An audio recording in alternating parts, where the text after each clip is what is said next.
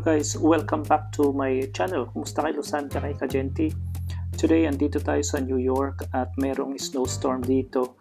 So lahat ng mga flights pabalik sa Europe na cancel. So I have to stay here for another day.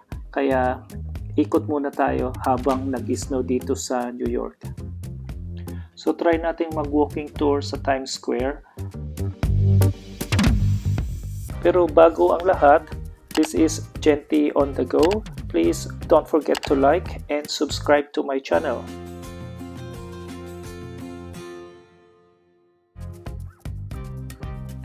New York City is known by many nicknames such as the city that never sleeps or the Big Apple.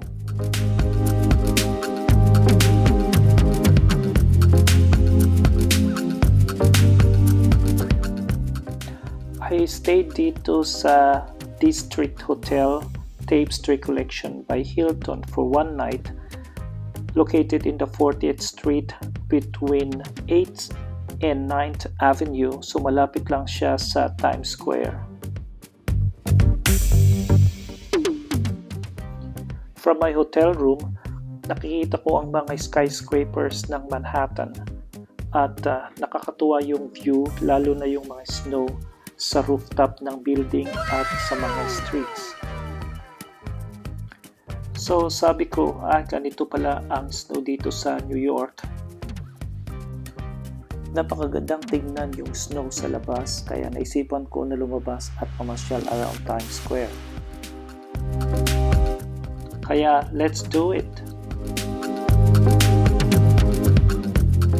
Today we're going to have a walking tour dito sa Times Square area, and we'll try if we can go to Times Square habang nag-snow.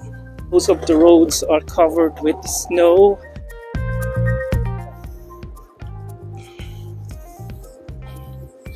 Hirap maglakad Unfortunately, I'm not wearing boots or winter boots. I'm wearing this kind of shoes right now. So I have to be careful kasi baka madulas ako. Ang hirap pala maglakad sa snow if you're not wearing the proper shoes. Kaya pag babalik ako dito sa New York at during winter time, I have to make sure I gonna bring a pair of winter shoes.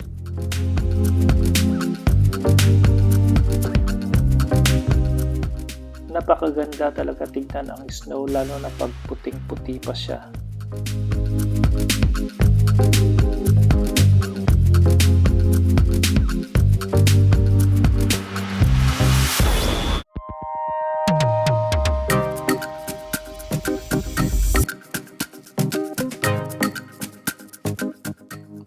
Pero pag lagi na siyang naapakan, ganito na yung itsura niya. Nagiging messy na rin yung snow pag tumatagal at palaging naapakan. Hindi na siya magandang tignan.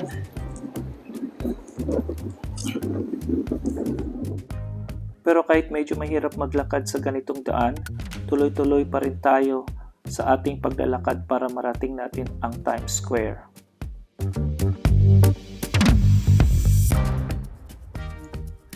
I think malapit na tayo guys. Nakikita ko na yung mga ibang neon lights, mga billboards.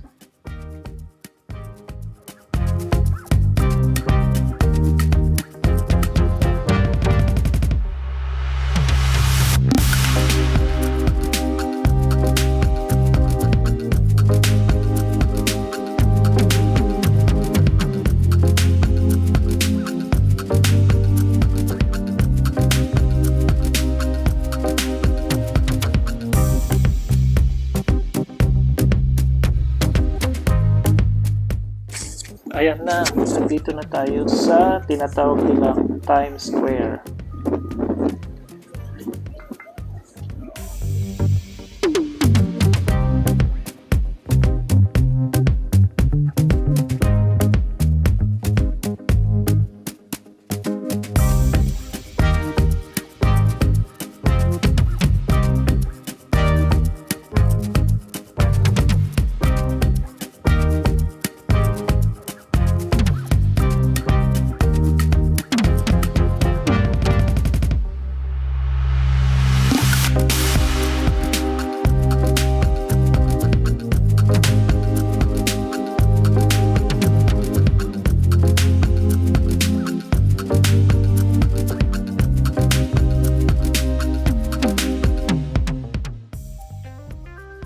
Square is very popular and known for its neon lights and video billboards. This triangular intersection between Broadway, 7th Avenue, and 42nd Street is the home of the famous theaters. Dito mapapanood ang mga Broadway shows. Isa ito sa mga tourist spots dito sa New York. Napakaganda naman talaga itong Times Square na to.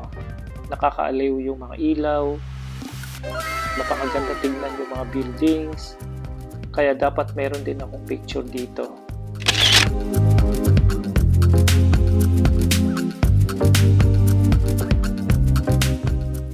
Dinadayo ng mga turista itong Times Square, kaya laging maraming tao.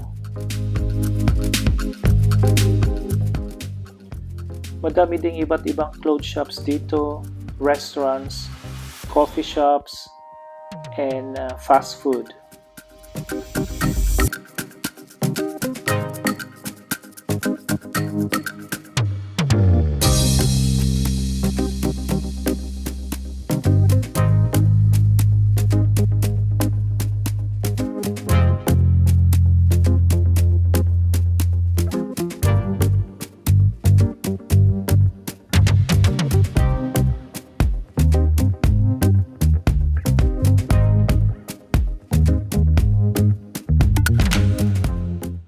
Andito rin yung mga iba't ibang mga Broadway shows. Ang daming pagpipilian.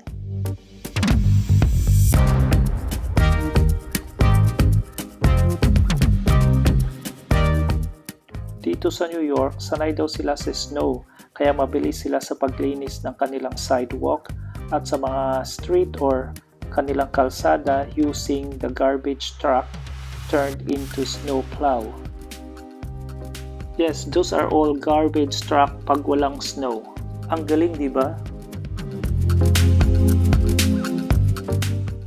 At sa aking pag-iikot, nakaramdam ako ng gutom at naalala ko na meron palang Jollibee dito sa Manhattan. So, ginugol ko kung nasaan yung Jollibee dito sa Manhattan. Kaya yun, nakita ko nasa 8th Avenue pala siya, which is very close. Kaya masaya na naman ako dahil nakatikim na naman ako ng Chicken Joy. Pagkatapos kumain sa Jollibee at kalalakad sa Times Square, it's time to go back to the hotel na kasi naramdaman ko na talaga na sobrang ginaw at napagod na rin ako sa kaiikot. Thank you very much guys for watching. I hope you liked this short video. If you do, please give a thumbs up and hit that subscribe button and that notification bell. Wherever you go, have a safe travel.